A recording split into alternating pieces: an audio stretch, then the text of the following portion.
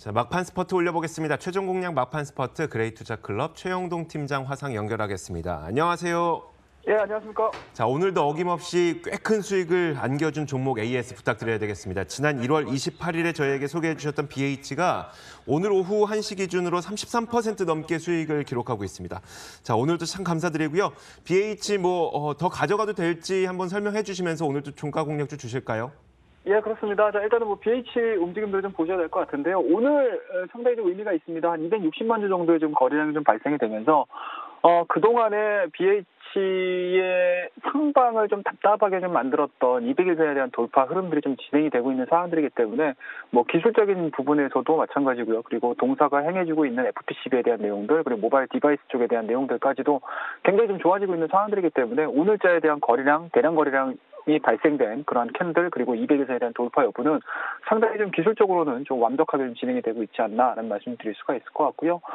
그와 더불어서 매물대 흐름들을 좀 보셔야 될 것 같습니다. 단기적인 흐름들을 봤었을 때 매물대에 대한 부분들을 대량 거래량을 통해서 같이 돌파가 된 상황들이기 때문에 앞서서 우리가 네 박자 코너도 진행을 했지만 이 종목 같은 경우는 지금 오늘자에 벌써 기술적인 포인트, 대량 거래량, 200일선 그리고 매물대 돌파까지 이 세 박자가 딱 맞춰지면서 돌파가 좀 이루어진 상황들이기 때문에 개인적으로는 3만 원까지 갑니다. 4만 원까지 갑니다. 이런 개념보다는 한 차례 정도는 더 뛸 가능성이 상당히 높다라고 말씀드릴 수가 있으니까요. 지금에 대한 목표가를 설정을 하시기보다는 조금 더 높여서서요. 한 2만 5천 원대까지에 대한 1차적인 목표치, 2차적인 목표치 설정을 해서 대응을 한번 해보자라는 전략 제시해 드릴 테니까요. 이 종목도 마찬가지로 그동안에 1차적인 상승 흐름들, 눌림목 구간, 박스권, 그리고 오늘 돌파, 그리고 200일선 돌파에 대해서 긍정적으로 평가를 하자라는 개념으로 이 종목에 대한 최종 의견도 마찬가지로 바이앤홀딩에 대한 전략 제시해드리도록 하겠습니다. 자, 시간이 별로 얼마 없는 것 같습니다. 금요일장 남은 1시간 동안 관심 있게 좀 지켜볼 만한 종목에 대해서 말씀드려야 될 것 같은데요. 자, 오늘 말씀드릴 막판 공략주는 자화전자라는 종목에 대해서 말씀을 드리도록 하겠습니다.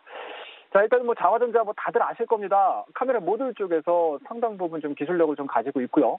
그와 더불어서 전방 기업에 대한 수요 부분들이 진행이 돼야지만 추가적인 상승 흐름들이 좀 나와주는 대표적인 모바일 디바이스 쪽에서요. 부품주라고 보시면 좋을 것 같은데요. 그동안에 주가에 대한 움직임들 상당히 좀 안 좋았습니다. 2018년도에 대한 고점 자체가 29,000원대에서 지금 만원대까지, 언저리까지 좀 빠졌던 흐름들이 좀 나와줬었고요. 다행스러운 부분들은 2018년도 만일 기점을 해가지고 꾸준하게 좀 우상향되는 패턴들을 좀 보여주고 있는 상황들이고요. 최근에 시장이 좀 지지부진한 가운데서도 동종목 같은 경우는 그렇게 크게 움직임이 없습니다. 21선에 대한 지지가 확인되면서 주가적인 움직임들이 조정에 가까운 그런 흐름들을 좀 보여주고 있는 상황들이기 때문에 지금 자리 정도에서는 가격적인 부분들로 봤었을 때 충분히 좀 대응 가능하다라는 거 말씀드리도록 하고요. 투자 포인트는 일단은 세 가지 정도로 저희가 압축해서 해볼 수가 있을 것 같습니다. 일단은 첫 번째로는 2019년도 턴어라운드에 대한 기대감이라고 보시면 좋을 것 같아요. 그동안에 대한 실적 부분들을 좀 보시게 되면 상당히 좀 안 좋았습니다. 기본적으로 한 350억 정도 영업이익이 마이너스권으로 좀 빠져 있었던 부분들이 좀 있었기 때문에 상당히 좀 그만큼 모바일 디바이스에 대한 성장 부분들이 그렇게 크지 않았다라는 건데요. 최근 들어서 삼성전자의 S10이 시장에서 굉장히 좀 돌풍을 일으키고 있는 상황들이고 매출액에 대한 변화 흐름들, 판매량에 대한 변화 흐름들이 상당히 좋아지고 있습니다.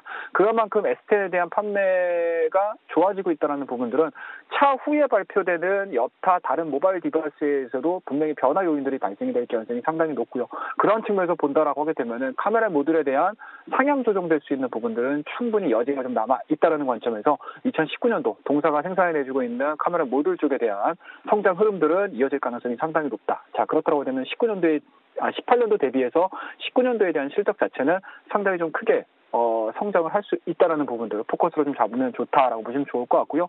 앞서서 두 번째 투자 포인트도 사실은 1번에 좀 버무려서 말씀 좀 드렸던 것 같아요.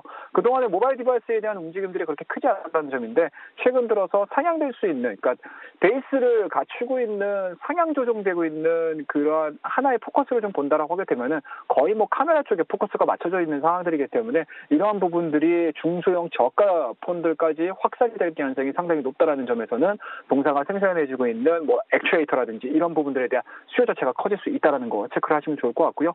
자, 마지막으로 좀 부차적인 얘기들인 것 같아요. 동사 같은 경우는 자동차양 PTC 히터를 만들어내주고 있는 상황들이기 때문에 현대 기아차에 대한 수소 자동차에 대한 납품이 좀 이루어진다라고 하게 되면은 충분히 카메라 쪽과 모바일 쪽과 그리고 자동차 쪽에 대한 생산 흐름들이 같이 연동돼서 움직여준다라고 하게 되면은 그동안의 주가에 대한 낙폭은 생각보다는 빠르게 회복될 수 있다라고 말씀드리도록 하겠습니다.